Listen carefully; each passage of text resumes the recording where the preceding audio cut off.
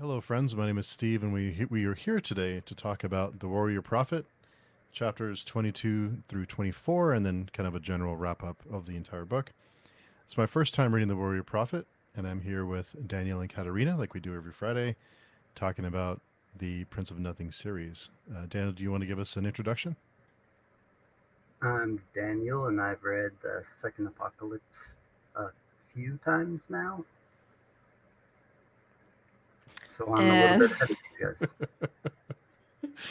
guys. yeah, and I'm Katerina, and this was my second time reading The Warrior Prophet, and I'm very excited because I forgot how wild and insane the ending of this book is. Like, if you were felt kind of let down by the ending of the first book, I think Baker makes up for it in this one. Yeah, definitely. Just want to mention something really quick is that we're going to take a 2 week break. So if you're listening on the podcast, we'll be back in 2 weeks to talk about the first four chapters of the Thousandfold Thought. So, but if you're watching on YouTube, you may see 1 week of a break. So, because the podcast is ahead of the YouTube videos. We did have a comment from Averill. Averill, thanks for watching and commenting. His comment was, I had the same questions about Katerina when it came to wondering who the defectives were during the Callus flashback training scene. I assumed maybe there were other Dunyanes in training who couldn't cut it for some reason.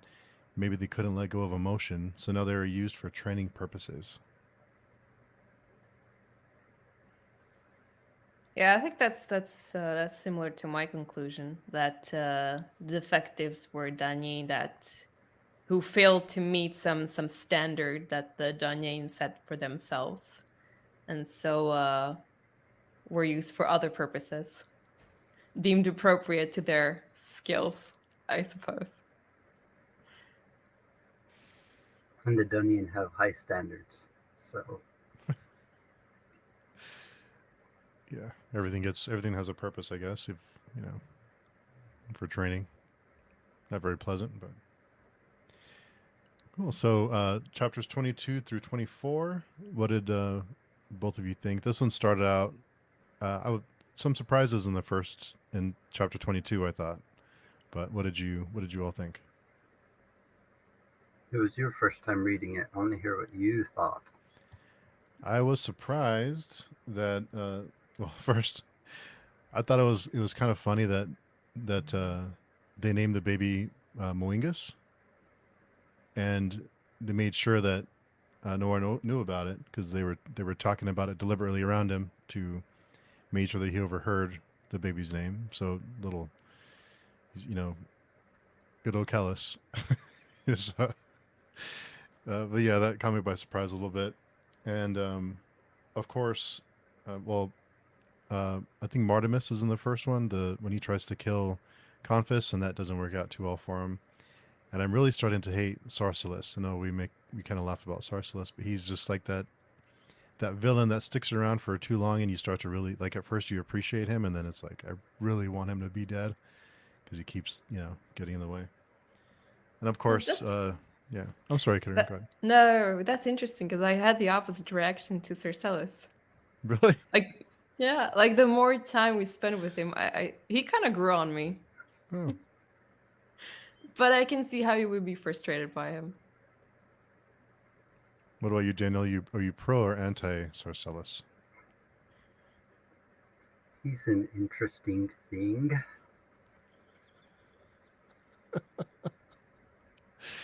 Yeah, I don't.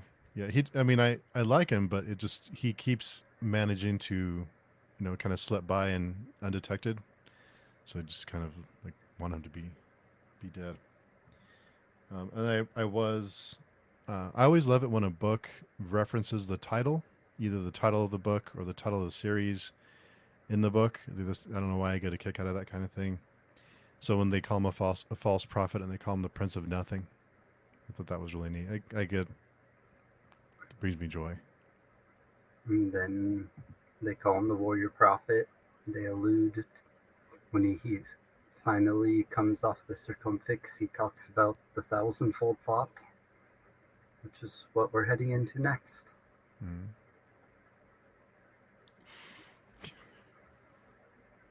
Yeah, very curious to find out what that could be, what that's all about. This must be really tough for both of you to not spoil anything for me. So, Was this book better than The Darkness That Comes Before? Which one was better to you? ooh, that's a tough one. That's a tough question. I think Darkness is better, but maybe it's because it's the first book and it's like the introduction to the series. So I kind of have a special connection with it because it's but not to say this book isn't good. I think it's right there next to it. Yeah, I think I share your opinion. I don't think that Warrior Prophet is a bad book by any means, but especially on the second read, I didn't find the first like 2/3 all that exciting. The ending I think is wonderful.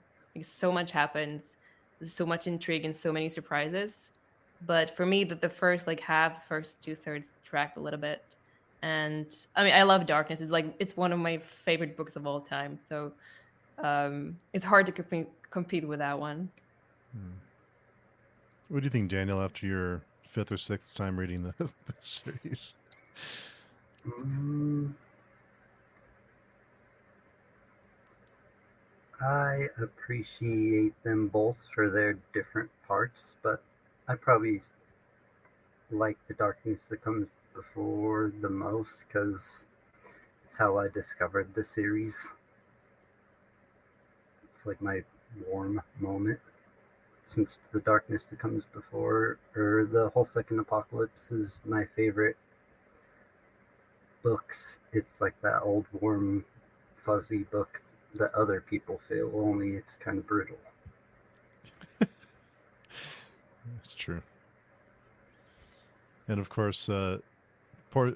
I was really when I say I started to really dislike Marcellus, I was really starting to like Surway, and of course, she's not around anymore now either.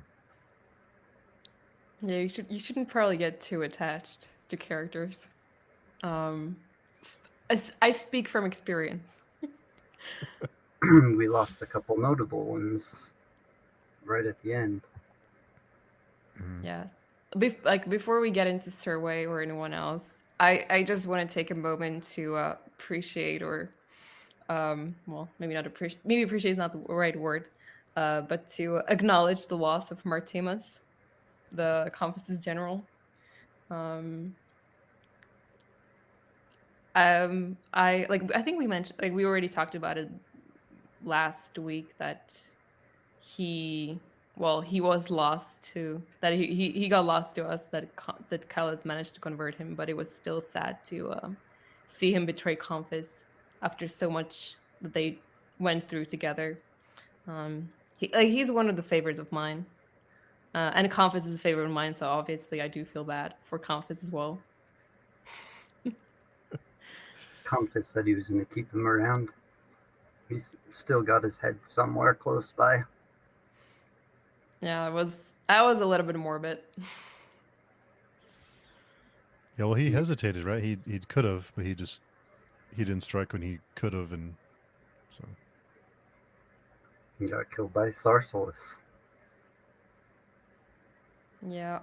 I mean, I guess. Well, he also hesitated when he was supposed to kill Callus, or at least assist in his assassination. So I guess you get the sense that he was a little bit torn. Um, but I mean, in the end, he did choose Callus over Confis. the Dunyan charm. Yeah.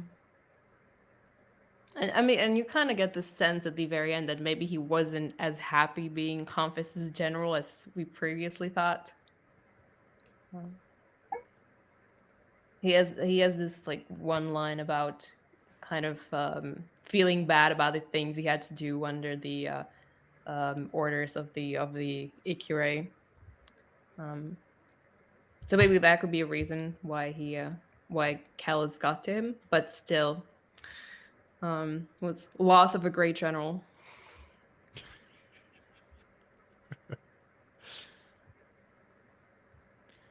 Yeah, Also, there's a quote in here that I think is kind of foreshadows what's about to happen to Kellis when he's talking to Espinette. He says, "Sometimes we must cross death to reach our destination."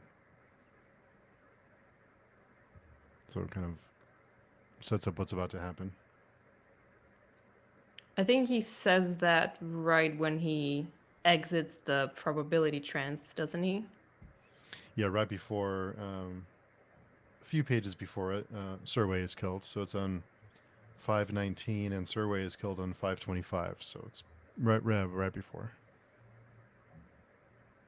Yeah, so like before you know what happens, you could think that maybe he, like you kind of left wondering if this is something that he planned for it to happen, or if he just was not, like if he was able to predict this possible reality where he gets crucified, or it's not really crucifixion, but sort of crucified by the great names. That was Yeah. brutal. He had tried to like go into the probability trance a couple times before, but said it just all went into shadow because he he was felt trapped. But then he went in, and after 3 days, I think it said he came out and said that to Esmet. Yeah, something like that. Like Esmenet would bring him water, Mm-hmm. and he would meditate. I love the little romance they have going on too. Just like because she knows that he's. She tells him something like, "You spin the sweetest lies" or something like that. Like she knows that but she loves him anyway. Do you not feel bad for Akamian? Like, or Yeah. do you not think that she's being manipulated by Kellis? No, she definitely is. But I think Akamian made the mistake of leaving after all this time, and after they had made this reconnected and they were together, and he just leaves, and they. So, I feel bad for him, but at the same time, kind of like, He should have chose love over books. yeah. Yeah, the scene where he reunites with Esmenet was pretty brutal. When he's like thinking of all the things he's going to say to her and all the jokes he's going to make and how he's going to hold her and touch her, and then she's desperate because Kellis is dying, and then he finds out that she's having Kellis's baby, and his, like everything that he imagined would happen just gets shattered. You think he says something like "still a whore" or something like that? Because he goes from this really loving and caring, and he's wanting to get to her, and then it's like, yeah, it's not quite as he expected it to work out. She was like his reason for surviving the torture from the Scarlet Spires, and the whole time he's getting in there and walking up and finding out we already know, so it's just dreadful hearing his fluttery, happy thoughts while everyone's dying and like eating rats around him. Boiling books. Yeah. That hurt. So that was pretty rough to read for me. Yeah, but I mean, at the same time, like I do agree with you, Steve, that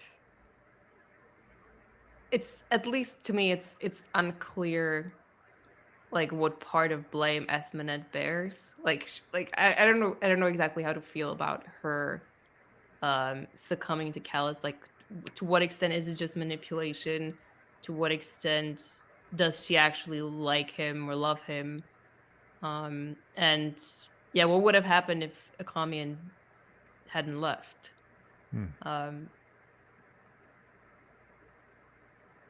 It's a complicated situation.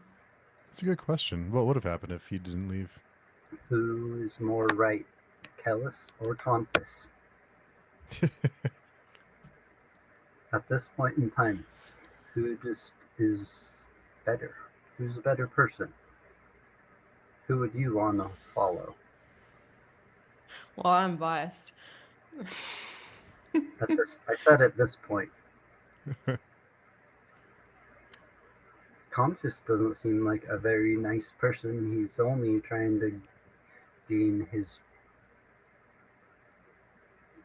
gain Ikari more power, more land. So Yeah, I mean, I think neither of them has particularly good intentions, or at least pure intentions. Um, I would say, at least with the Icuries, you kind of know what they're after. With Kellis, it's becoming more and more unclear what his end goal is. And could I you ever agree. really trust him? Could you ever really trust Callus? As a reader, we know better because it's been alluded to us. But if you were in the desert when Kellis dug water out of sand, you might have a different opinion. Yeah, but then I think the idea that you have someone who's been able to gather so much following in such short time, someone who has no who has no claim to who's no like official claim to power. He's not a noble, he's not from the three seas. Like that to me is scary. Like having people follow leaders blindly, it's never that situation does not make me feel good, Hmm. I would say. But it's hard to say. Like we do have more insight as readers than the Inrithi. But I think I would be skeptical about people putting so much faith into one person. Well, I think to Daniel's point about, if you were all, about to die in the desert and Callus was the one who saved quite a few of them, then maybe their opinion is a little different, but more willing to follow him.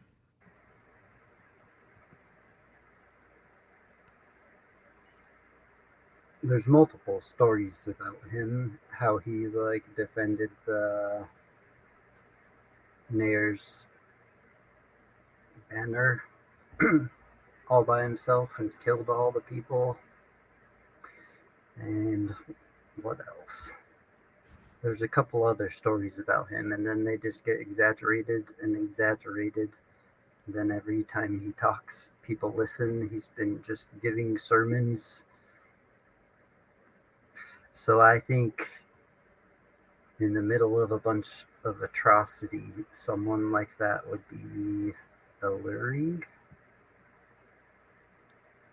Just as change, something different than what you know the like the Icaries are gonna do, which is just rule like they always have.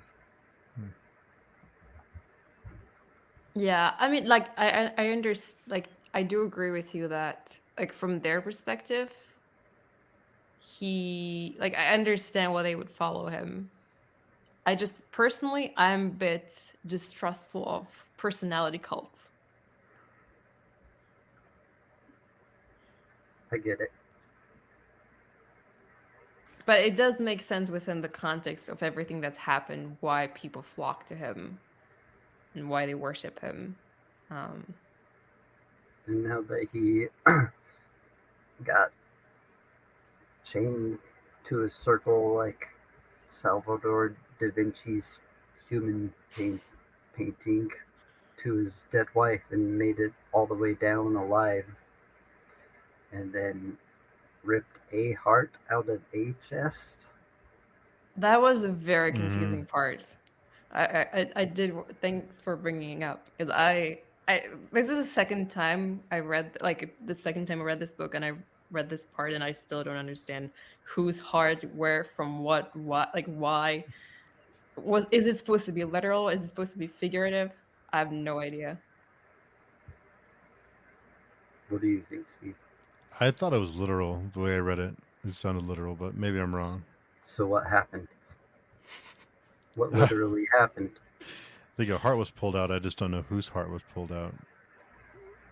I reread that part. Thanks for bringing that up. I forgot about that. Yeah, because I was really confused. That was one of the parts that I was not quite sure what the heck was going on. Because the way I read it was that he pulled it out, but I don't know. Maybe it's figurative and not literal.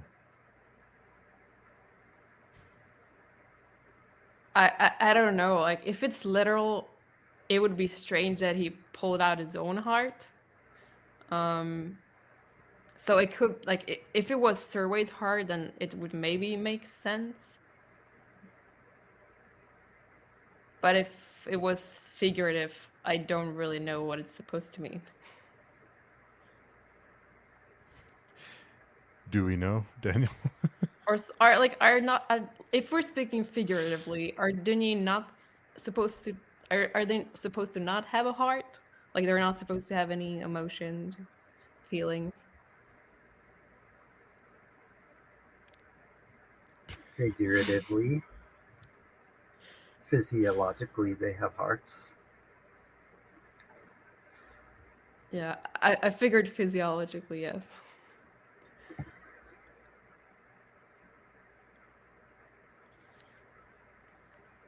Or do they?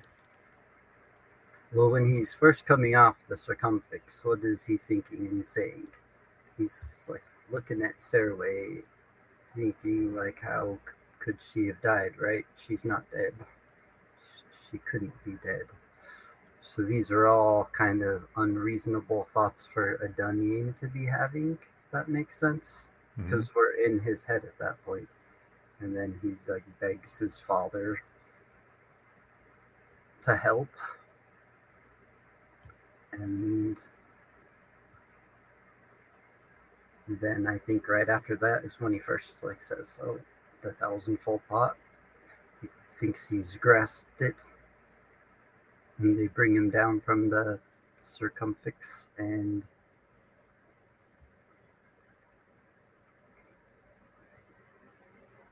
he pulls a heart out of a chest and holds it up.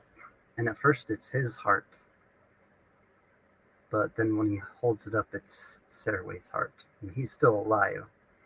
So physically, obviously, it wasn't his heart, right? I think that's a logical conclusion. Yeah. So that was in his own head. It was his heart, which is weird, right? It's like a kind of a glimpse of a sociopath kind of going crazy. A know-it-all, just going nuts.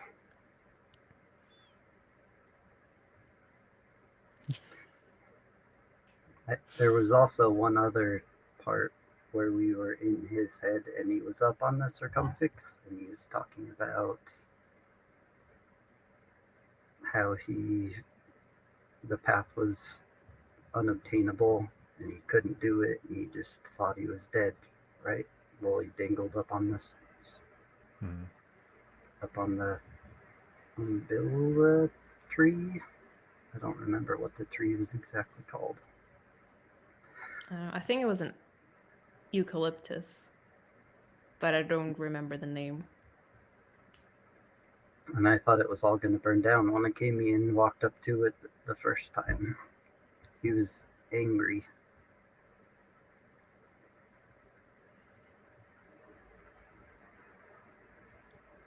Well, he had a reason to be angry. But in the end, he like again, Akamian chooses the apocalypse over Esmanet, over his feelings. Yeah, So I guess the ranking is like Esmanet, books, apocalypse. that was an intense weighing in his soul. I think he said he like weighed Esmet against the apocalypse in his soul. He was having a rough time there for a minute. Yeah, but then Callus tells him about the skin spice, and that is more important to Akamian than his anger or vengeance. What about the scene where Nair was talking to Cutlass, beating up Enrithi, pounding their skulls, and I think he even stuck his thumbs through one of like some eye sockets. Yeah. He was just being real mad, being a weeper. Yeah. And here I thought the madness was lifting. He couldn't even see Kellis, and they were having a conversation, right? It was all Well, too blurry and too dark for Nair to see up there or something. it wasn't quite clear to me if, well, I just assumed it was like his inner voice, like he was talking to Kellis in his head, like he wasn't actually talking to Kellis who was hanging there on this circumference. He's got some inner voice that's Kellis that always is yelling at him, just like he has the voice of all of his tribesmen calling him a weeper all the time. He's got a lot of demons that he keeps in his head. But yeah, those passages, they didn't have quotation marks, whereas the Acadian passages did have quotation marks. So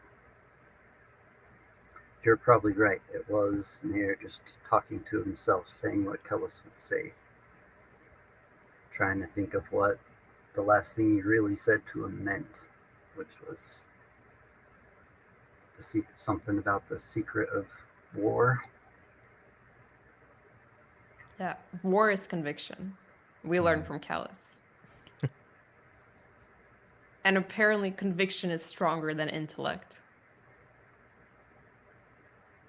It seems. Considering the result of the very last battle at the end of the book.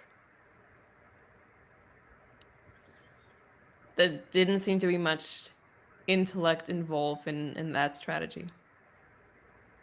Just a lot of very convicted people or believers launching themselves on the canyon.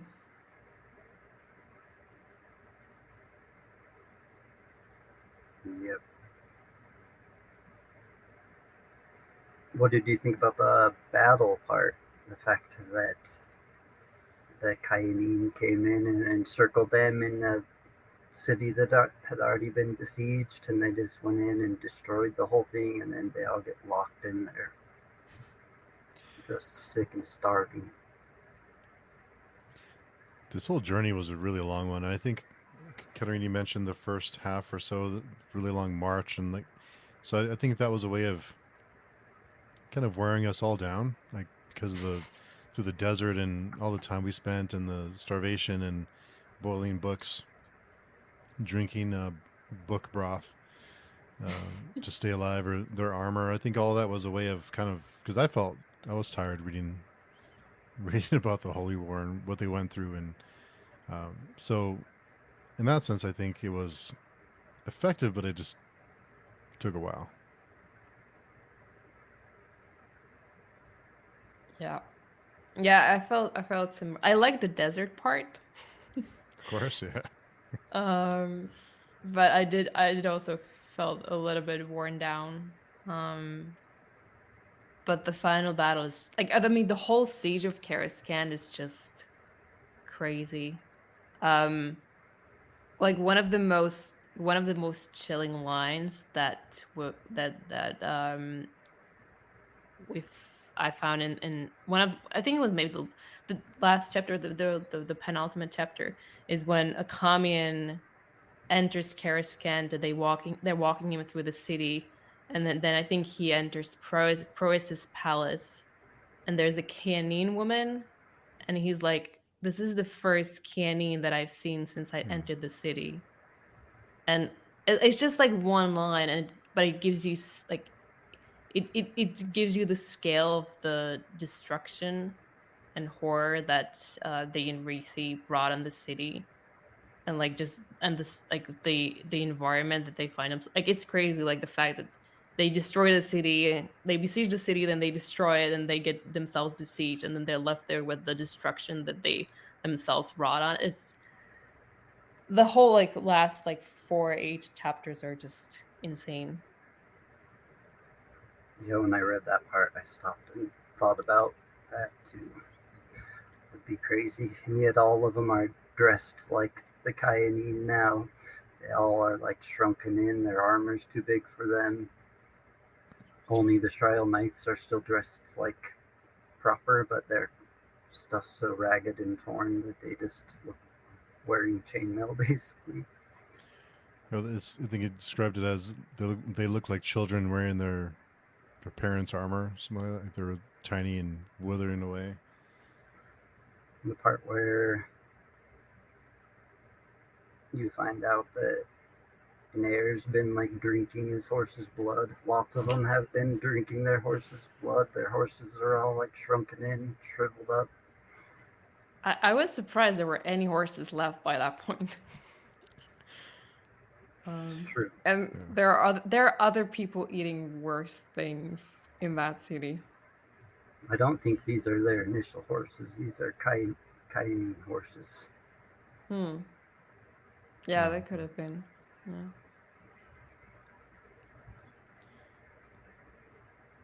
Definitely Daybreak's dead.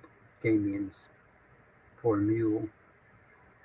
I think he said at one point like he lost his mule. I don't know if Yeah, they specifically mention it. he does mention, but I didn't remember. Well, he took it to the library with him, The whole so I library guess blew up. it got destroyed. Like it either got destroyed or taken by the Scarlet Spires. I don't remember exactly. I like to think he's freed and he's in a field somewhere enjoying life. Just poor mule. Didn't get bloodletted or Yeah. eaten. Yeah, but I would think the horses would be some of the first animals to go. I mean, because they're big and meaty and if you're starving, I mean, they're eating rats. So Then we had Confus's whole little game he played with Nair to like drag him against Kellis by having those guards go, or those two guys go till they found Nair and having a conversation right next to him yeah, about the son's name just to really piss him off. worked. And once Kellis went up on the Swazan or the circumfix, he carved a Swazan on his neck. So he's got one directly on his neck now. Kind of made it sound like he was trying to kill himself, and then everyone looked at him and just seen blood all over him. What the hell has this guy been through? Yeah, But really, that's Swazan was for Survey, right? maybe he denied that it was him that killed her. Tried, but he knows it was him that killed her. He seems to go through a lot of U-turns in these last few chapters. Like he goes from following Callus to betraying him and then saving him. And now he seems to think like hatred is his weapon. His hatred of Kellis kept him alive. His hatred of everyone is what's propping him along in life now. Just pure rage. I mean, it's an interesting comparison with the Kamian, who decides that decides eventually that the fate of the world is more important than his rage or his vengeance, whereas Nayor like arrives at the conclusion that the only thing that can keep him going is exactly that. It's the vengeance and the anger he feels towards Moangas. And then there's a part where they're both like talking about, or Nair walks into the meeting and he's like, "Does Akamian know the same thing I know?" Because Akamian throws the head out and starts trying to save Kellis when Nair was going to try to save Kellis. And he's like, "I don't need to. Akamian's going to do it. Maybe he knows the same thing I know, but they can have different conclusions."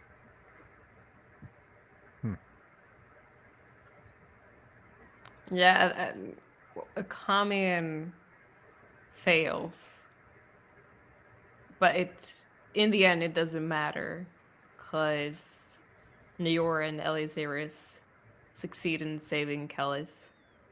But I feel really bad for Akamian. Like, he made this amazing speech about the apocalypse and about saving the world from the second one, and they all just laugh at him.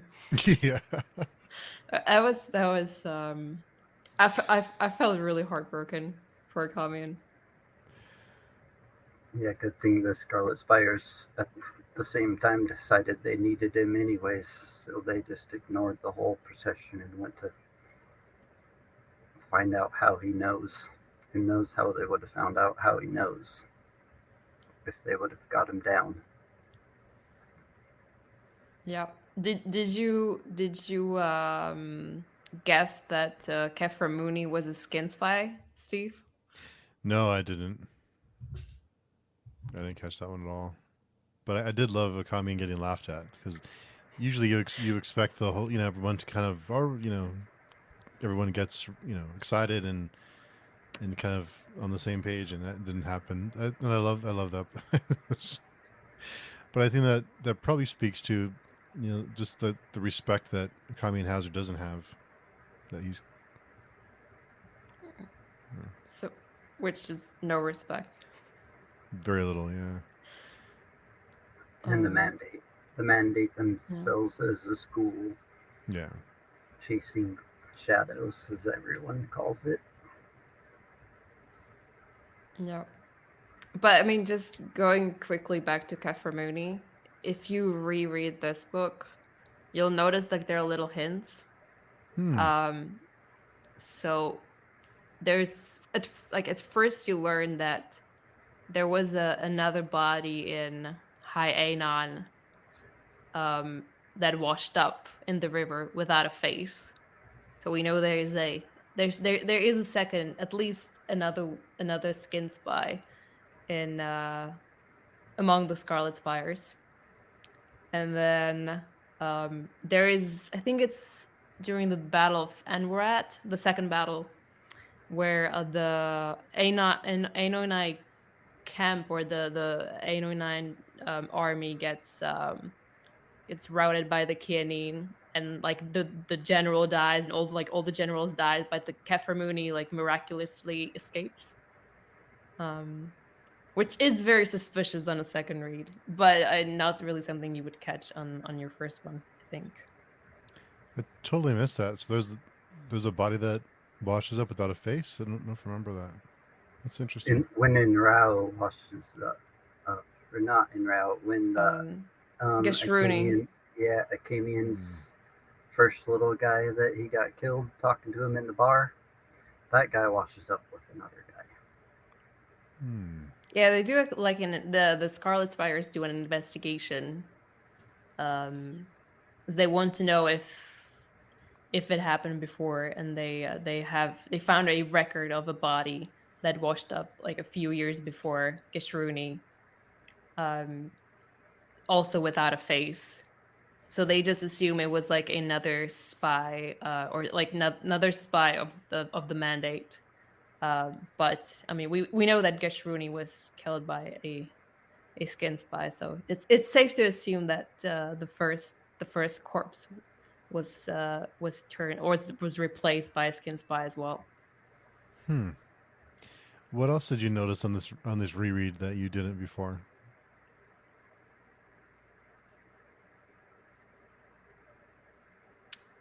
Man, I have to think about it. I can't think of anything from the top of my head.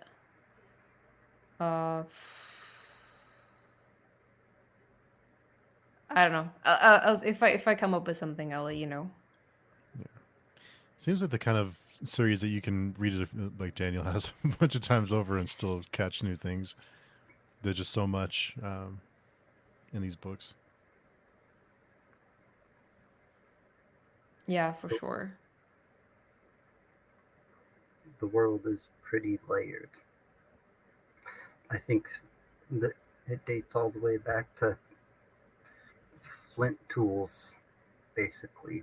So a lot has happened in those years.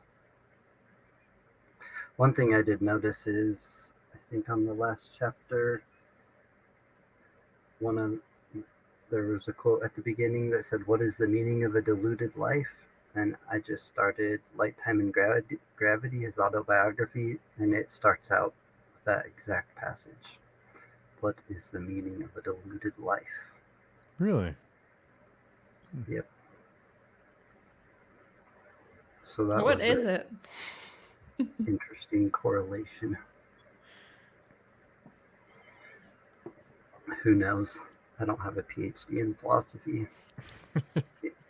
Even though people that do haven't told any of us, so I don't think they know either. There's so many great quotes in the book, but one that stuck out to me was on 578. It was strange the way memory cared nothing for the form of the past. Perhaps this is why those dying of old age were so often incredulous. Through memory, the past assailed the present, not in queries arranged by calendar or chronicle, but as a hungry mob of yesterdays.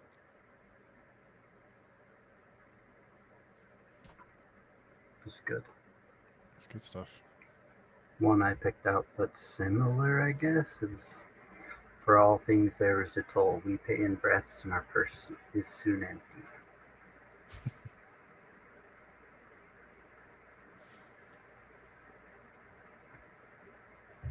Yeah, I had a couple, but I didn't write them down. So if I find one, I'll read it out loud. But I can't see it now. I went through a few tabs.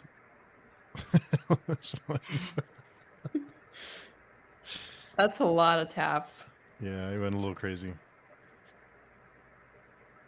But these are very tabable books. Yes. We got an interesting history lesson from Acadian that was cool to read about when he Yeah. was trying to convince them all of the technique, some invisible monsters that they forgot about. What did you think about that, Steve? I love that we finally got kind of like a history of what has happened in the past and how that past um, you know affected this story, reasons why certain things are happening. But it was a lot in like 3 pages. It was a lot of information in 3 pages. But it was great. Kind of setting up, I guess, the rest of the series, right? Is the way it's the impression I got from it. A little bit, or history, at least some history. It talked about how the Inkarai that came down from, what did it call it? The, I don't know, the worst thing to fall from the heavens. Something like that. Yeah, I mean, it's on 581. It starts. Let me pull it up. And they talk about how these guys that came out wielded flesh like blacksmiths make, like turn steel into weapons. These guys work flesh the same way, which is interesting, right? What does that mean? What does this even mean? Well, It talk, I would say it's called a techne for a reason. what's that? What's, Well, it does sound a little bit related to technology. maybe. I don't know. It's a good, interesting thought. Thank you. Very interesting. Yeah. What did you think, Steve? Did you catch that? No, I didn't. I didn't catch that. With fantasy, sometimes it's hard to, you know, if it's just a weird name or if it's related to something. Um, I was trying to find that part where it references the fell from the sky, or There's been several references I've brought up about like an arc coming down and it being a confusing place where a lot of bad stuff happened, but I think I have it highlighted too. I can find it. So it's interesting. Their magic is called the techne, which is similar to technology, and they're the ones charged with creating the skin spies, the bash rags, the raku, which are dragons, and the no god Mogfaro. It even says that when they went down there, they found some stuff that they had never even like used yet, but nobody could figure out how to use it because it talked about the wars and the non-men had went and basically defeated the Inkarai all the way back up to the twin golden horns and then blocked and defeated them and blocked it off with glamours, they called it. And then they came down and were teaching men, and eventually one of the mage tribes heard about it and decided they were going to go up there, and then they called themselves like the second coming of the Inkarai and started trying to figure out these instruments that are on this ark, which sounds sci-fi. Sounds pretty sci-fi.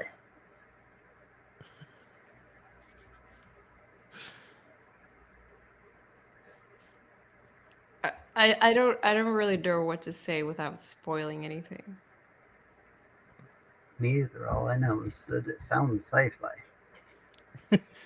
Well, there is a golden arc that fell from the void to the earth. So, yeah. So let me ask this, and I know that neither of you will spoil, but do we get a lot of answers in the next book, or does it carry over into the second or the next series? I guess how much of this is answered in the next book? How much of it is carried over? What percentage? Like Katerina said, this series is based on something that is a historical event. Semi-loosely, semi-not loosely. If you read afterwards what happened, then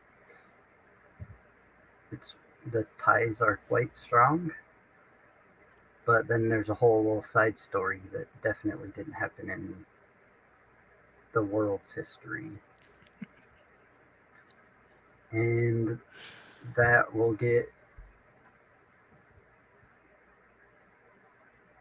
it'll get brought up just like it has before. I think it's safe to say that the Prince of Nothing trilogy concerns itself mostly with the Holy War. Like it does resolve the story of the Holy War. But you will get more of the lore from the ancient past in the next books, like in the Aspect Emperor books. So the main story of that we've been reading about so far does get resolved in the Thousandfold Thought. But there are a lot of questions left unopened. So that you have to continue with the Aspect Emperor. He has a way of ending his books to where you'll want to figure out what happens next. Mostly, apparently, except in his Warrior Prophet. Or not the Warrior Prophet, the White Luck Warrior, according to Katerina. Well, yeah. For those of you who are not aware, I did just finish the White Luck Warrior, and it's not that it did make me want to figure out what's going to happen later, but considering all the endings of all the books I've read so far, it did feel a little anticlimactic and confusing and messy without getting into any spoilers. Well, we'll see. We shall see.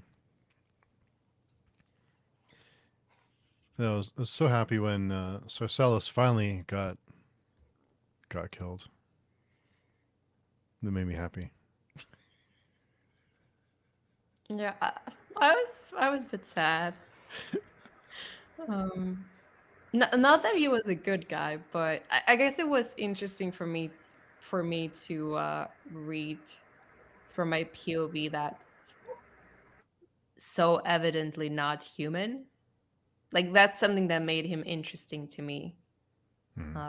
That he's not like he's not an animal really. Well, he's sort of an animal. He's maybe sort of a machine, but also like has a very high level of intelligence that makes him seem kind of human.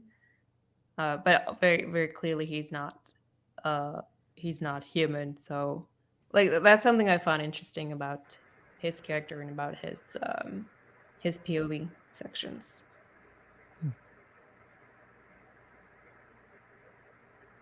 And you also get to learn a little bit more about the consult and the Inkuroi through him. So that's also what makes him interesting, I think. That's a good point. And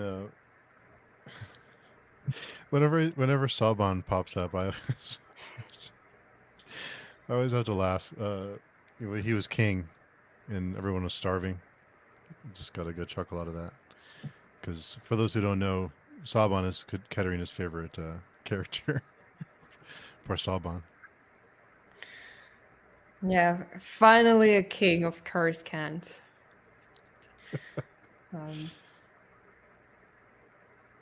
Which is their tomb. It was going to be their tomb.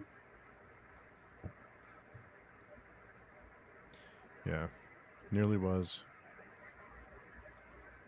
And he doesn't even have the spine to, like when, he's like he owes everything to Callus essentially, but he doesn't even have the spine to support him against all the other great names because he just wants to be king. What a terrible, weak character. That's fair.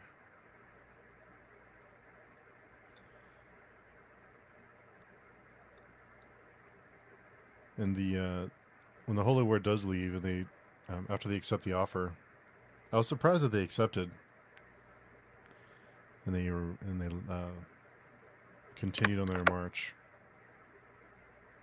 What offer are you talking about? Let me pull it up.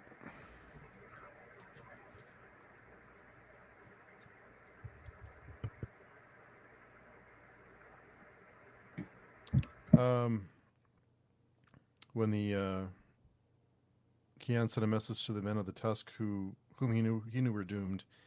The message was an offer, an extremely generous one. If the Holy War relented, yielded Karkstand, and forswore their worship of the false gods, then they would be spared and given lands.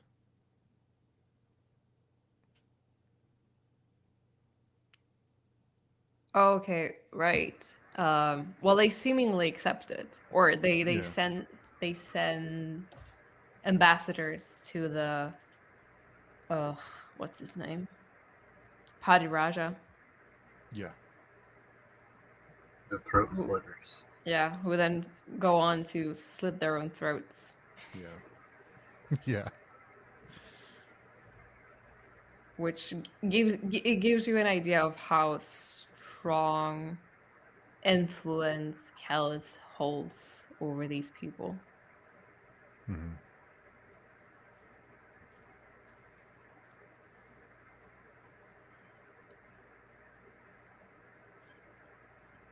And the last, I think the last, I don't know, 6 or 7 pages were probably the darkest yet. In this, I think the most disturbing of the 2 books that we've read so far. Anyway, that was pretty intense. And what happens? What was intense? Tell us in detail. Oosh, that'd be tough. No, please don't tell us in detail. Yeah, yeah. That was kind of that was rough, but Yeah, that was pretty jarring. Like we've been following the Holy War the whole time, at least in this book. Like we spend most of the time in the south, and then suddenly, like 5 pages from the end, we jump to the very north. mhm. Um, and you get a bit of a glimpse of what the consult are about. And there seems to be it seems to suggest that there is a sort of an alliance between the Strank, the consult, and the non-man. Yeah, I was a little bit confused because they were all there at the end, and I expected it to just be 1 or 2, but they were all gathered there. So I was a little bit confused at the end of who exactly was there and who was, kind of who was involved in it. But Yeah, I'm trying to think like what we can say about it without spoiling anything. well, it was, well, at the in the last line, or the information that they wanted was, what was it? Who are the Dunyain? But I did find it a little weird that when they kidnapped I forget his name that we're following, and they take him to the camp, and the whoever didn't find their families were killed immediately, Yeah. and the other ones were tortured and other in the most horrendous ways you can imagine. But um, so I thought that was kind of, I figured it's because they used it as leverage to get information and kind of use it against them. So that's kind of was my thought. But I don't know if there's more to that you can talk about. I mean that's the same that I got from it. I don't know if there's anything else, like any other reason why they would kill the people who didn't have anyone they cared about. Yep. So I think I had the same thoughts as you, Steve. I don't know if Daniel has anything to add to that. I had about the same thoughts. They do say that they worship the same god. Yeah, they do. They worship the dead god. I think the Phantom also worship the dead god. I think they I even think say that at they, one point, right? I mean, the Skilvendi worship the dead god. I think the Kenin just worship the one god, as opposed to the one god and all the other gods as the Enrithi. I think. And they do mention the Great Ruiner.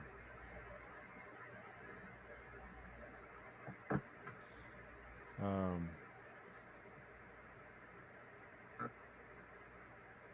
I think it's Cercellus who says to Neor that they worship the same god.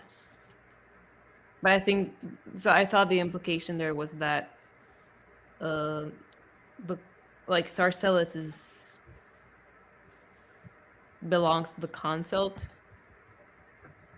who sort of worship the no god, and then Neor is Skilvendi, and they also worship the Lokong, the no god. So I thought that that was the connection between the two. Hmm.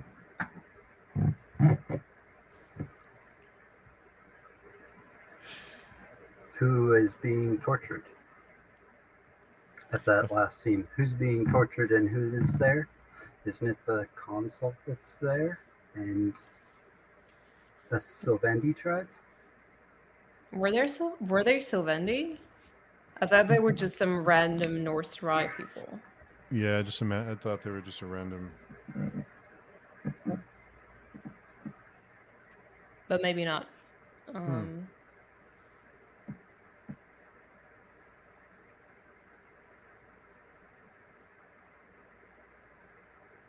Maybe. The name's Angelus. That's a weird name. Yeah, I don't know. I just assumed there were like some Norse Rye tribe living up there in the north, and they came across a tribe of the Shrank.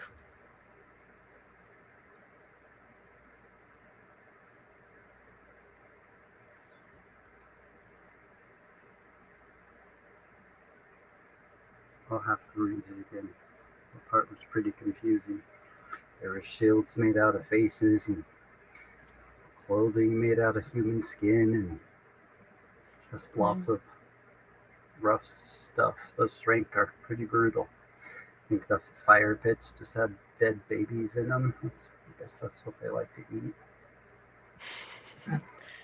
What did you have any thoughts on the winged creature that makes an appearance at the very end?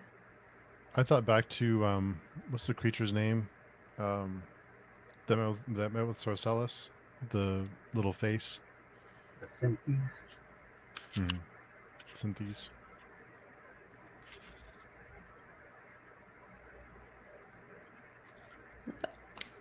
That's an interesting thought. I love how you guys handle spoilers. Right This must be here, a tough one. it says it's talking about when the thing's like killing his family and his kids in front of him, trying to figure out a question he doesn't know the answer to. It says, effortlessly, the Inkorai snapped Valrus's tether and hoisted her before him, held her as though she were a doll. Bengula shrieked, Mama? Mama? So it says that the Inkorai hoisted up this guy's wife. Hmm.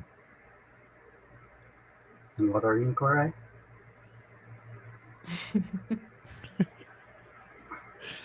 I'm gonna reread that section. Yeah, It's no, five, it's it 5 is pages, but it's a hard. lot. It is hard to keep track of what you're already supposed to know or not. And all these people who have lived for so long, their names just get stacked up and up and up. So they get called by 50 different names, just depending on who's calling them the name, which can add to the confusion. Yeah. Yeah, for sure. I think the Synthes already has like 5 other names.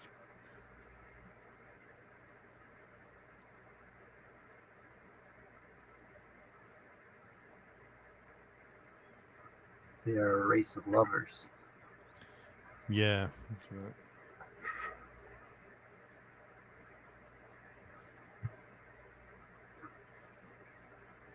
Yeah, I think that's one of the epigraphs in the darkness that comes before is about the Inkroi, and it says that they are the race of lovers and something else, which I can't remember. But there's like one short epigraph that talks about them. Yeah, it's tough to keep up. It's in the gloss or in the darkness. Yeah, I think it was an epigraph in darkness. Oh, okay. Once we get to the end of the thousandfold thought, you can read that 100-page appendix and really get in there.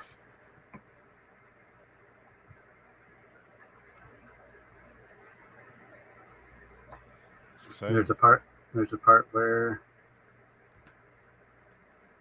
this Imperai asks Angelus, he says, "Do you know who we, or do you know what we are?" And he says, "The Great Ruiner." And it says, "No, we are not he. We are his servant. Save my brother. We are the last of those who descended from the void." So they descended from the void. This guy and his brother are the last ones left.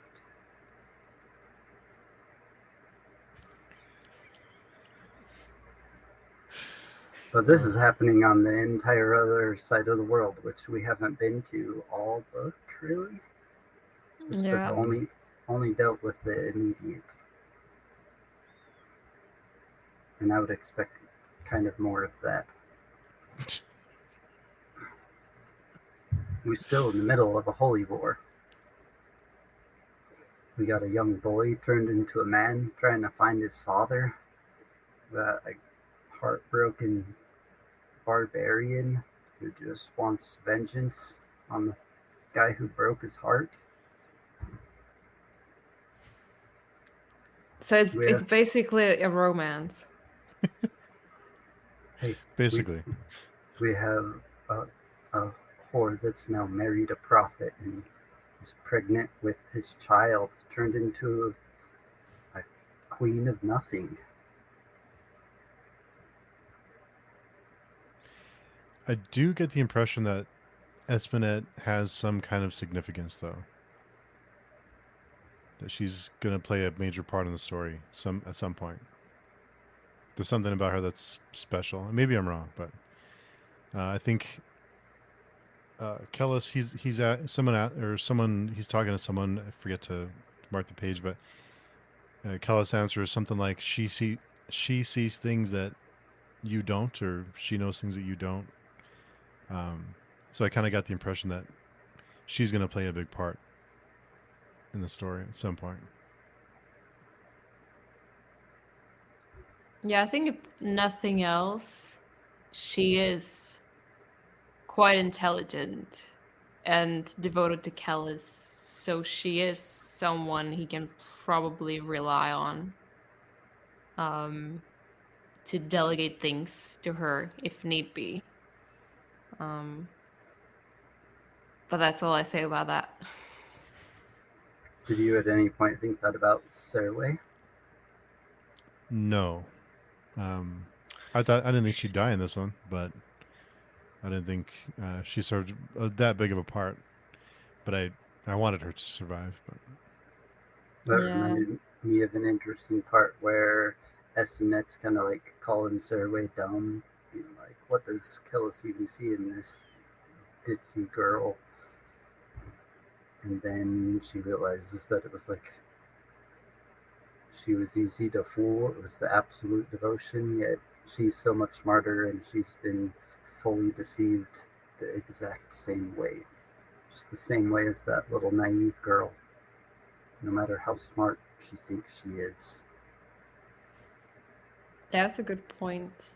I thought it was pretty sad to know that like for once Survey was actually happy. Like for a very brief period of time, like no one was beating her or abusing her. She felt loved and she had people or children of her own to love. And then it just gets all destroyed and taken away from her, and she's has her throat slit and is hang upside down from a circumference.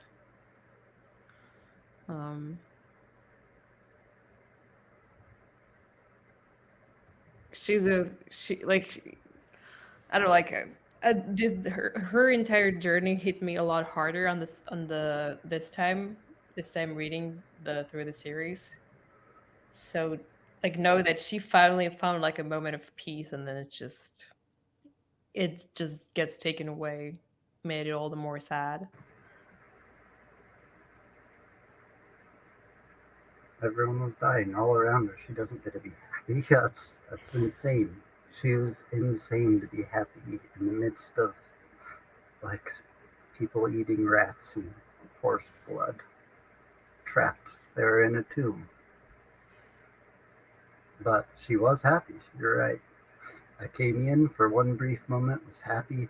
Estimate for a brief moment has been happy. Maybe Estimate's still happy. She's happy now, anyways. Kellis is off the wall or off the tree, and it seems like he's won the holy war. They have to yield to him now. It's like if Jesus eventually got pulled off the cross and they're like, oh, we're sorry. What should we do? Yeah, except Jesus didn't come back to assemble an army and destroy another nation, as far as I remember. He inspired the words that would later do that, though. Yeah, that's a fair point. It's the history we're reading about.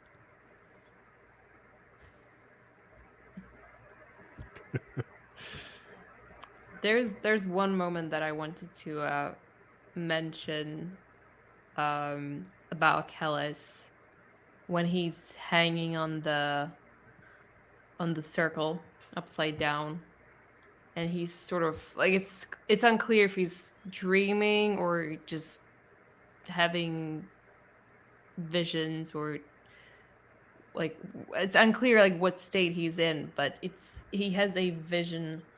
I think there's one that when he's in tunnels, and then there's one of like a person and a tree, and he hears the voice of the no god, or at least a voice that asks the same questions that we know the no god asks at the Battle of Mangetta.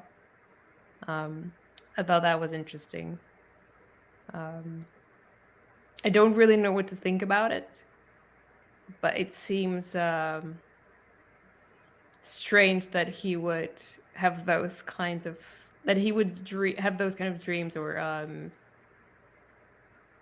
visions while he was hanging on the tree. Didn't he also have those once before? Or am I wrong? It could have been a Camion, but I remember reading, what do you see in bold print once before? I think that was just a Kamian. Dreaming on As the far as plains I of remember. Mangetta? Yes. Could have been. I think so. I think that's just Siswatha's memories that we've read about up until the moment where Callis has his dreams. So I wondered if if that was somehow related to him being crucified. If something was happening to him. It reminded me of another time Killis kind of went crazy. I don't remember when it was, but he was having trouble walking all the paths, and there was just a couple words that said a dead wife.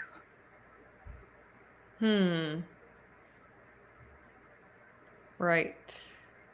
Yeah, I think there was somewhere like early, like in the early chapters of this book, where he's going through all the different possible versions of the future, and one of them they're all too abstract, but he still is like glimpsing pieces of them. Or maybe he's going crazy. But he was on the circumference.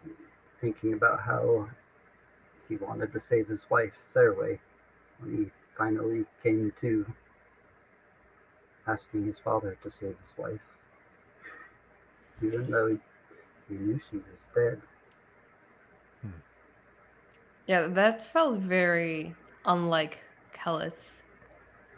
Him sort of wishing for Cersei to be alive, or like wishing her into living. It seemed like he almost cared about her. Almost. You've been hung upside down and haven't ate or drank in who knows how long. Who knows what level of delusion you have. Yeah, that's my question. Nair is still dealing with that too. He's like still trying to come out of being insane, he thinks.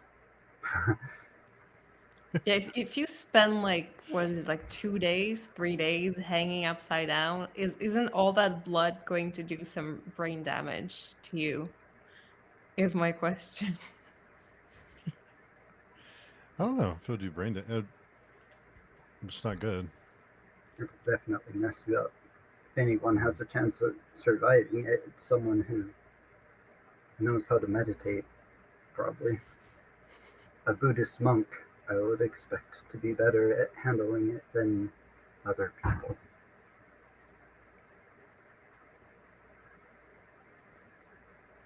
Yeah, or someone who has the ability to control their blood flow,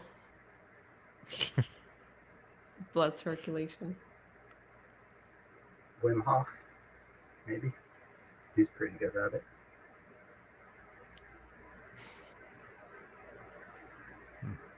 So did you notice anything on this reread, Daniel, that you had it before?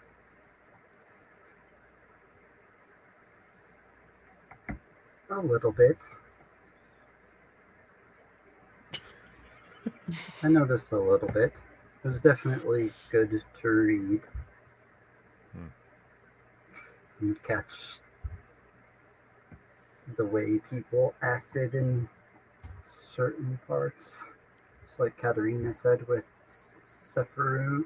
Sephiroth. Is that the right name? Whatever the name is. Kefir. Yeah. How they didn't act completely normal. Just like Scaris didn't act completely normal. Catching things when you know people's positions ahead of time. So I just see a little deeper than you into the darkness that comes before. Yeah, I did think of one thing, but I can't say it because that would be a spoiler for the next book. So when we get to it, I'll mention it again. But it's something that has to do with the IQ race, with the Imperial family. Were you sad that we didn't get a lot of the Imperial family? Katerina, you love them. Yes, I was sad. I mean, I was happy that we got a little bit more of Confis at the end. I was very excited when it seemed like he was going to succeed in defeating Kellis. But unfortunately, it didn't work out. But it is interesting that he's basically the only one who's been able to resist to Kellis's influence the whole time. With hate. Just sheer hatred. Conviction. Conviction is the key to war, and he has so much hatred that it is conviction. I wouldn't say that it's hatred. I would say his conviction is more about his faith in himself. Like, I feel for a lot of the other people, they want something to believe in, perhaps. Whereas Confis is totally fine just being himself, or being with himself, which is not something you can say about other normal people.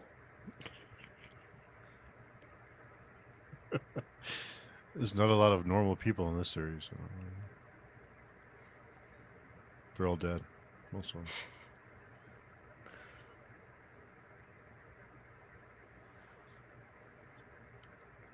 But yeah, I'm excited to see how the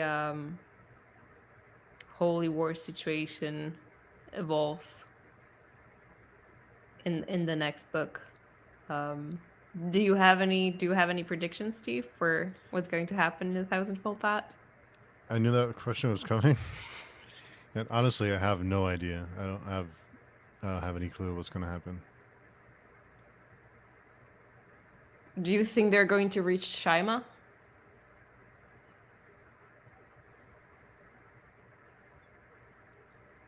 No.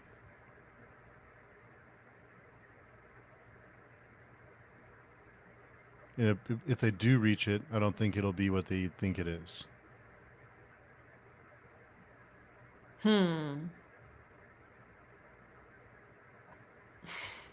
That's my prediction. So I think Esminet will have a big part to play, an important part, and nothing will go the way that we think or they think. Well, for us first-time readers, anyway, think that it'll go. So it makes the series really hard to predict because it's just it's just so many crazy things that pop up and so many different threads going that it's hard to make predictions. But I'm excited to get into the next one. Just have no clue what's coming though.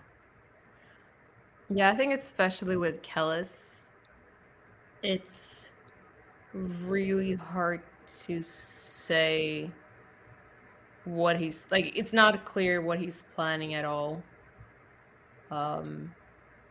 If he's there just like if he's actually there to assassinate his father, or if there's something else going on with him. So I understand that it's hard to make any predictions if you don't even know like what the characters' motivations are or what it is that they are striving for. There's a part he was talking about lineage, even, and he's like, "Is that what you summoned me for, Father?" So Kellis still doesn't even know why he got summoned, but he said that the Dunyan wanted him to kill his dad.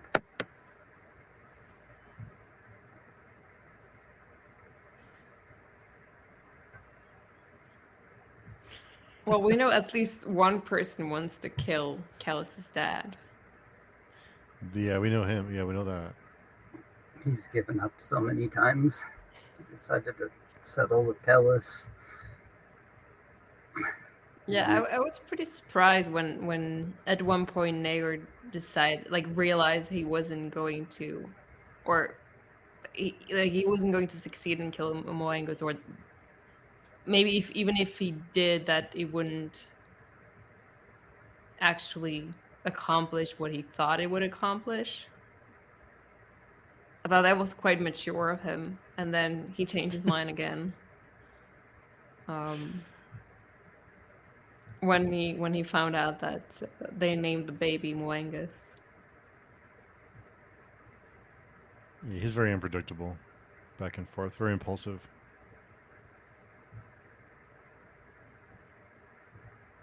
It's hard for a Dunyan to control, or so he thought, until he realized that he just controlled everything around him and pushed him the directions he wanted to anyways. It's just Kellis's levels of manipulation. Oh, and Yeah. Camion said he's a teacher no longer. He's not a spy anymore. He's not a teacher. He doesn't answer to the mandate, it seems. He's chosen Kellis over Essenet, over his school. So he seems ready to teach Kellis the Gnosis like he said he was going to. Yeah, I do find Akamian's faith in Kellis a little bit confusing. I'm I'm not entirely convinced, or it's not his reasons for believing, like being willing to give up everything for Kellis and believing that he's somehow going to save the world. There just doesn't seem to be that much ground for that. Like it seems like it's based more of on a feeling rather than anything else. Or maybe it's just product of Callus's manipulation. Like maybe he worked Akamian too well. But there doesn't seem to be enough like logical reasons for him to believe, like for him to sacrifice everything for Callus, especially after all like the things that Callus did to him concerning Esmenet. And I think his reasonings, the first part, are because of their dream, the prophecy that the Dunyan will return. Like he's the second coming of uh, Seswatha, He's a harbinger. and the fact that since he dreams Seswatha's dreams, so he kind of like knows King Kelmomis. He knows that Kellis is more than Kelmomis, more than Seswatha. So his potential might be enough to overweigh the fact that they seem to have lost whatever the tool they used to kill the original No God with, the Heron Spear. It seems to have disappeared. So Akamian knows that they don't really stand a chance, but he thinks with this guy that's the Harbinger, that's also smarter than who Akamian considers the smartest people, there's hope. So Kellis is like hope to prevent the second apocalypse, the only hope, according to him. yeah, but the prophecy itself is quite ambiguous. Like, it's not immediately clear if the Anasarimber um is supposed to save the world, or well, it doesn't really say anything about him saving or destroying the world. It just says that he's the harbinger of the apocalypse. So we know that the apocalypse is probably coming, but it's not clear what Callus's role in it is. Yeah, just that he's really smart. And there was like a point where Akamian was wondering what his intellect could do with the Gnosis, because the Mandate are like little kids that know the Gnosis, and if Kellis knows it, just like he did with mathematics and all of the literature, he can maybe see further than even the Mandate can into whatever their own magic is. Maybe he could be cooler than Seswatha. Seswatha didn't have 2,000 years of genetic manipulation and training. And I think Akamian sees the glimpses of that. Just sees the hope that since Kellis appears to be more, that he has a chance against the No God. Yeah, well, Akamian is an optimist. Yeah, he has to be. So did you like it on the? Did you like this book better on the reread, both of you?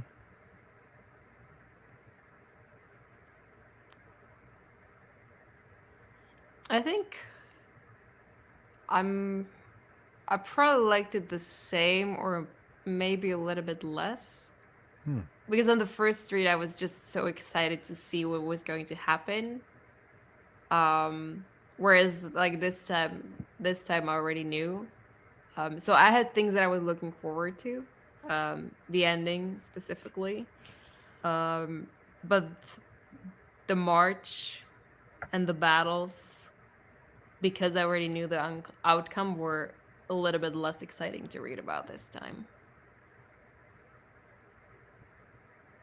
And What also, about you, it's Daniel? just sorry. No, go ahead. It's just like compared to dark. Like I think darkness is the one that like there's so like it's so dense. There's so much in it that like even if you reread a couple of times, there's still things that you can get out from it. I think this book, the Warrior Prophet, is it doesn't seem as dense. Like there's a little bit less for you to you know put your teeth in. But it was still fun. Like I still enjoyed it, especially the latter half of the book. What about you, Daniel? I thought it was good. I enjoyed watching us go from what 150,000 people down to 70 maybe now. 70 just shriveled up people whose arms are smaller than their swords. It's just been fun to read the hardship.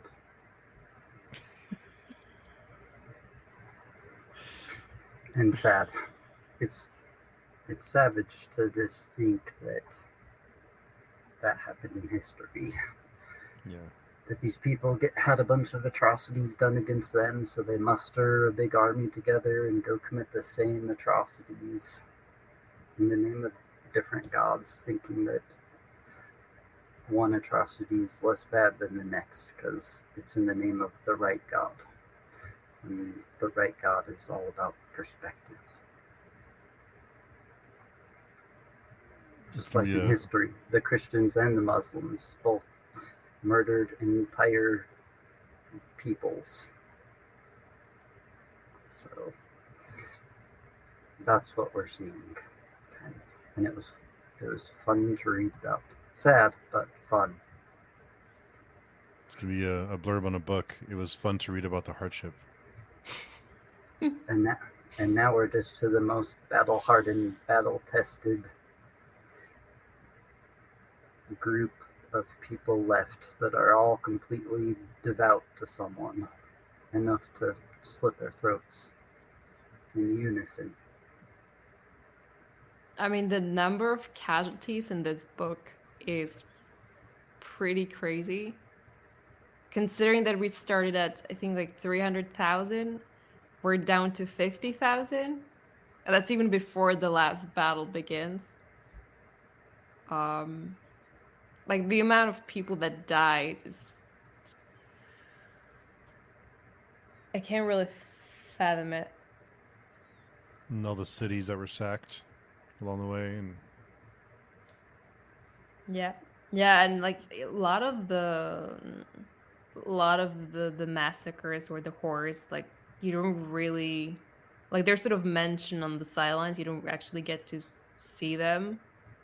But like, I imagine what the book would be like if you also get the fan in perspective, or like some of the peoples that they conquered along the way. I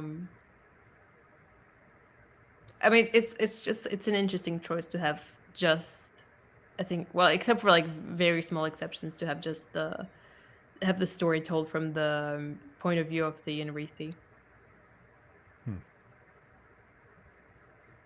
And then how the war kind of just dragged on in areas, just like marching mostly, dying and marching. was the same experience I guess you guys kind of said you felt. It was like a long drag on, wear you down, and then boom at the end, a large explosion at the end, which is I guess kind of what they went through. Yeah.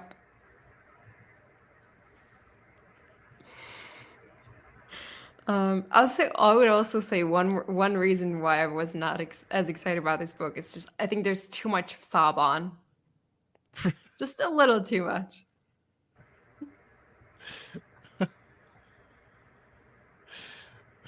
Like I understand he has a purpose in this book, but maybe you could have the scenes with him done from a like different POV character. Just a suggestion. Poor Saban. Just Sarsalis. You want yeah. Sarsalis inspecting Sabon, huh?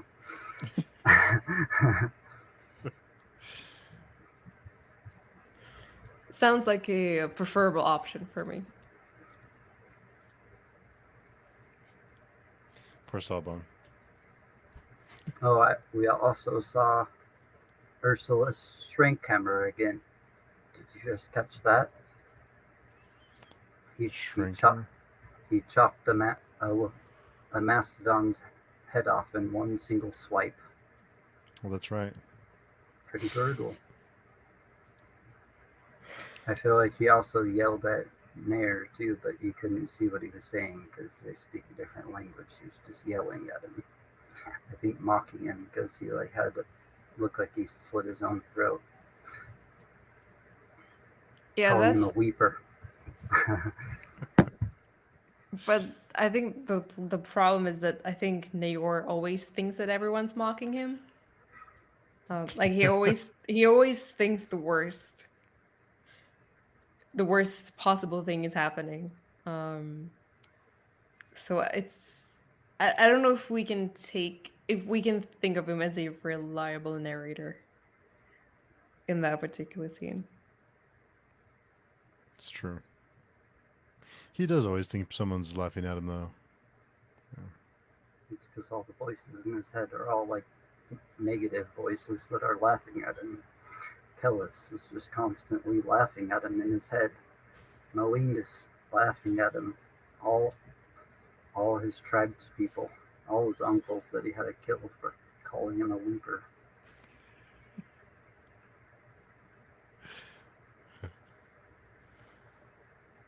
Good stuff. You guys have anything else you want to mention?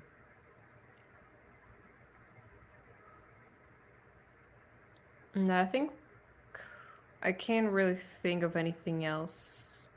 I think we covered all the important bits.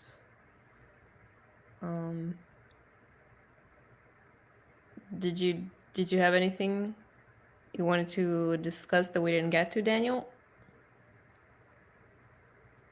I'm sure we missed a little bit, but no. I guess the only people that know Sephira Mooney was a skin spy is a Lazarus now. He didn't tell anyone.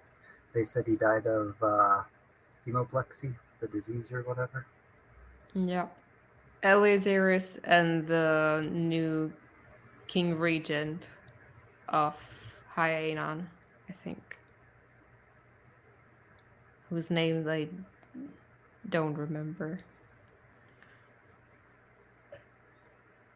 And then I guess we missed the part where the Zadanyani tried to assassinate Sarsalis and drop like hot tar on him. And the fact that he had to be like all secretive because his face was unfurled when he saved Convis from Martimus, when he killed Martimus.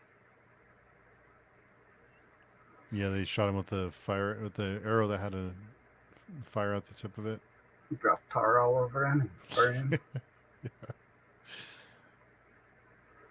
And then the Synthes is like, oh, you got to put your face back together anyways. And it just said, basically the screams had to happen. They screamed, but it pushed them all together. So the next time they seen him, Nair could like see the lines in his face, but just wasn't sure what was going on at first till he connected the short Pellis with this guy.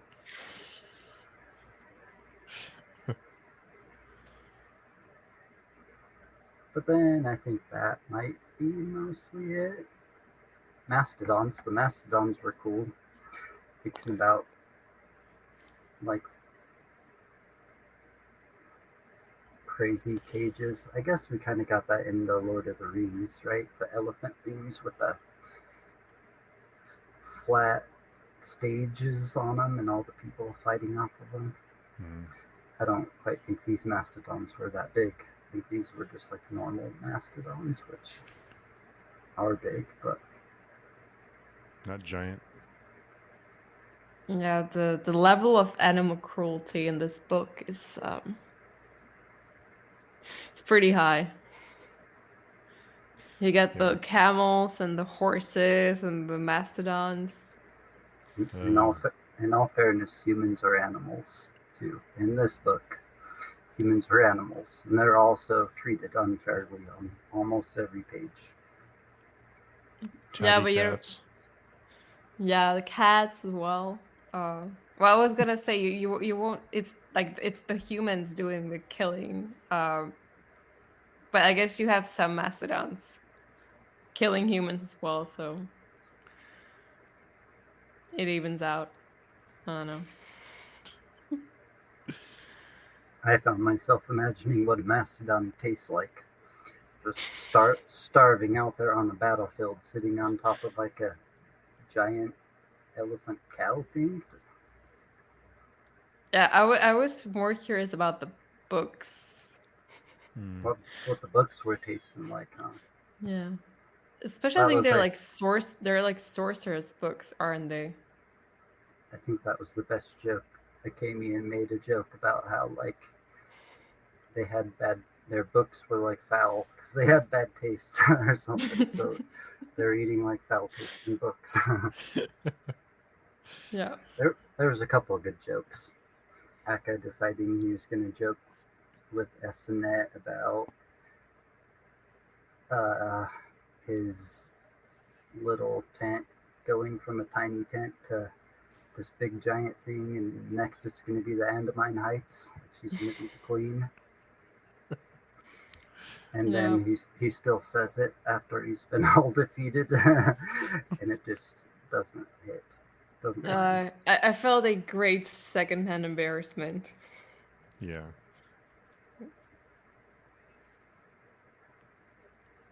I, Yeah, I, I, you have to feel bad for Kamian.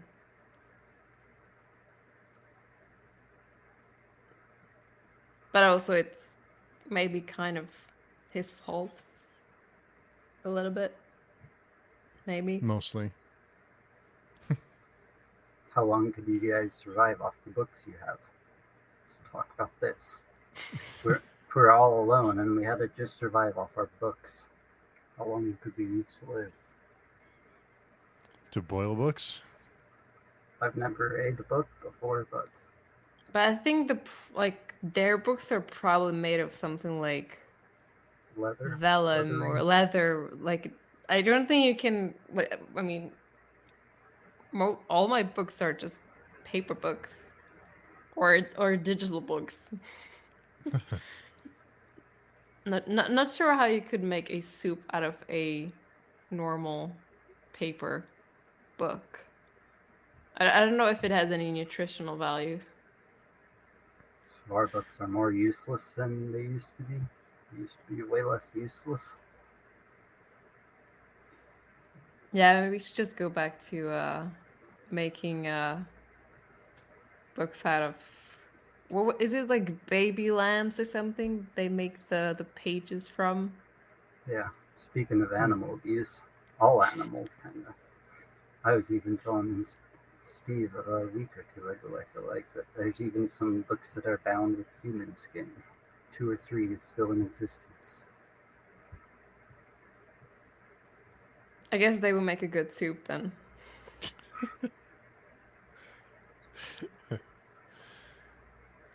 There's a small amount of cannibalism going on, I think, in the city, wasn't there? I feel like I I heard think it it. was hinted at. Yeah. Yeah. Yeah, I think they did hint at it.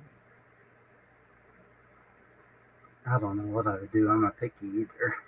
Definitely not gonna cut a vein on my horse and just suck the blood out.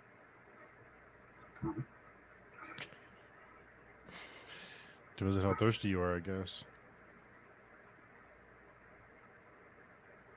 This is true.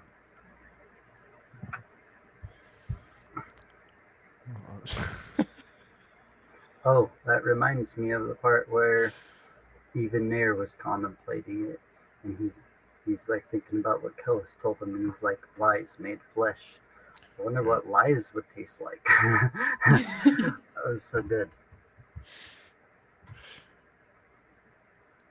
Yeah, there was also the one moment where Troya sends for him. Like he sends him a message, and then Naor storms into his room. Is like, dude, I cannot read. Why you're sending me missives? Oh, Oh yeah. what are these chicken scratch? Yeah. Send word, I said. I forgot about that. Funny parts. Look at that. That's good stuff. Yeah, I Amidst think all like of the yeah. horrible things that happened. A million dead people, maybe. Yeah, but it does. Apart from the very last few pages, like it does not feel. I mean, it does feel dark to me, but it's not. It's not as graphic as maybe you would think it would be. Hmm. Did you find the book like dark? Like, does it meet your standards for what grim dark's supposed to be? I think I met the standard. I don't think it was as dark as the first one, or as a lot of other ones. You don't understand why people call it the darkest thing they've ever read yet. It's not. It's. I don't think it's the darkest. I still think Beyond Redemption's darker. Katerina still doesn't think it's the darkest thing she's ever read. I would say House of Sacrifice is darker. Yeah. But I will be reading The Great Ordeal and The Unholy Consult soon, so we'll probably have another conversation after that. I expect to change my mind, but we'll see. I think you will. But I don't know yet. The last two books were just one big book. It was supposed to be just one big book.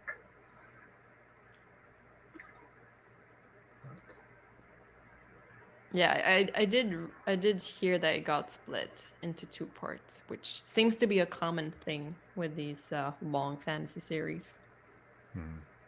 Yeah, I started writing, one thing led to another. Now I got 3,000 pages. What do I do? Seems to be what happens. I have heard that because of the paper shortages and stuff, that there's a few series that were changed from like a 5 book to a 3 book, or 5 to 4, or 4 to 3. So they've had to wrap it up sooner than they planned to. But Yeah, that's unfortunate. Like I don't know. Like sometimes it might help. Sometimes with these really long series, like you get the sense that things could be trimmed down a little bit, but then I don't know. Like if you already planned a 5 book story and then you have to somehow reduce it to 3, that it would seem like a lot of the nuance would probably get lost. yeah. Yeah.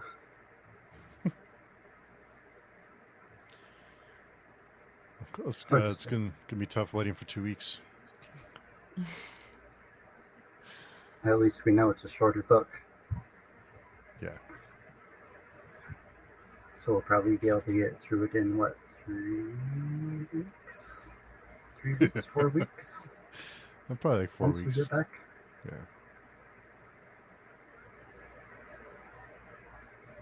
Yeah, Which means I'm we'll be done in December with the first series.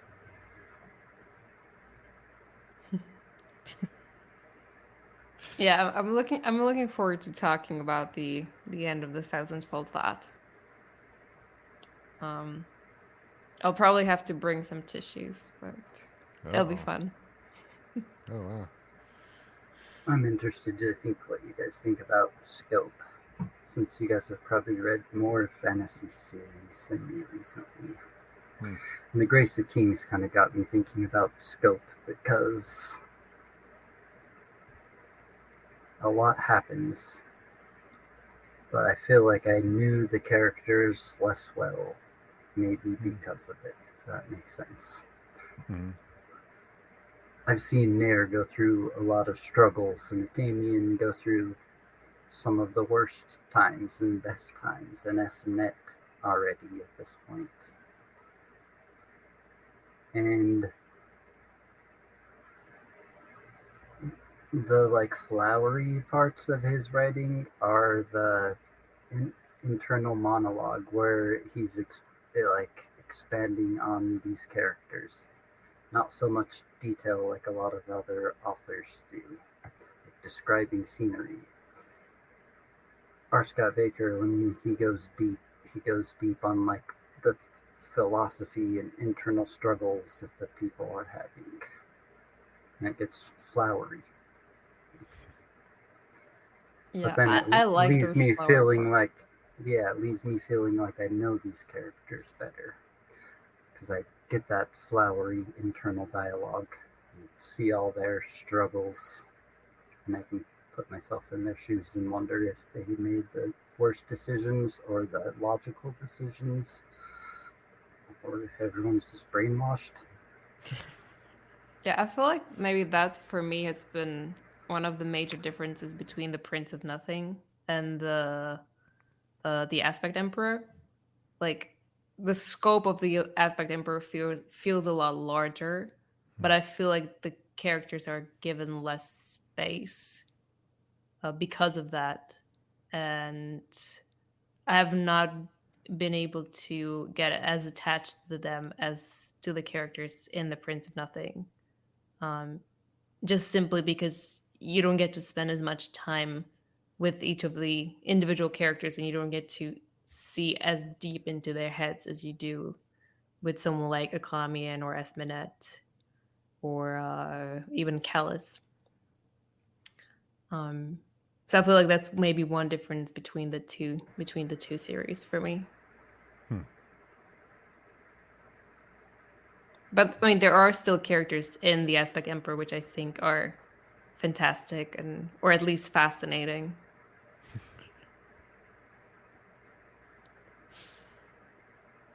Rest in peace, Serway and Martimus and Bloody Dench. Yeah. Yeah. Per Survey. Yeah. Zinnemis, Rest in peace. R.I.P. Zinnemis's eyeballs. They have a lot of character. Yeah. It's like Yeah. Akamian says he's gonna fix me. You don't got eyes. Yeah. I guess the Sishwarin don't have eyes either. But Yeah, I don't really see Zainima as becoming a Sishwarum. oh, that was. What did you guys think of the metaphysics? Kind of very briefly brought it up. Zinnemis is walking with Akamian and he doesn't have his eyes, but he can still see the tears of God, like reaching out towards them. Hmm. So he said he could see, which is kind of weird. Also, who was it? Nair thinking about the tears of God. Maybe it was someone else, but he's like, it doesn't matter who has the tears of God. They work. Just thinking about the irony of that the Phantom could throw a tear of God and it would work the same way, and Rithi would throw a tear of God and it would work. And they worship different gods. So what's really going on? Yeah, it does. It seems like it's not conditional on you believing in the quote But right, unquote right God. Yeah. Mm-hmm. Hmm. I mean, the whole like religious system is still very confusing for me. I don't know what I'm supposed to believe, or if there is anyone who believes in the right thing, or if it's all just the same thing and people have different interpretations of it. It's very unclear at this point. Are you talking about life, or are you talking about the book? Yeah. I thought so much about Christianity when you said it, and about the Old Testament and New Testament and No, I'm the pretty much an Mormons. atheist, but There's lots of different interpretations, right? Otherwise, there would just be one church. But lots of people have read the Bible and decided that it meant a little bit different thing than the other person thought. So they can charge 10% in tithing and build cool temples. Unite people, maybe.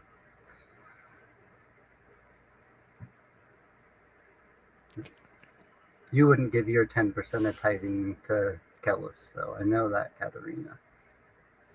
yeah, I have trust issues when it comes to authorities, apparently. You would pay the Icary's tax, though. Tax and tithing, they're just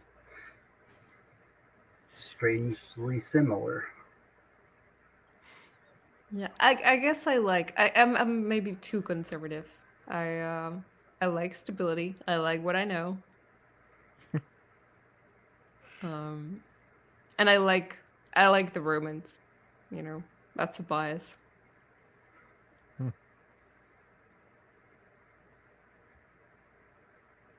Oh. But Looking I forward to the admit next one.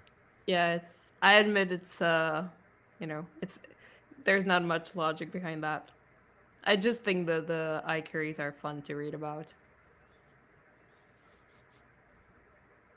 I'm gonna have to go look in the glossary or in the darkness after we're done here to look up a few things. I might just read what has come before in the next book and then wait for 2 weeks and start reading. 1 week, 1.5 weeks, something.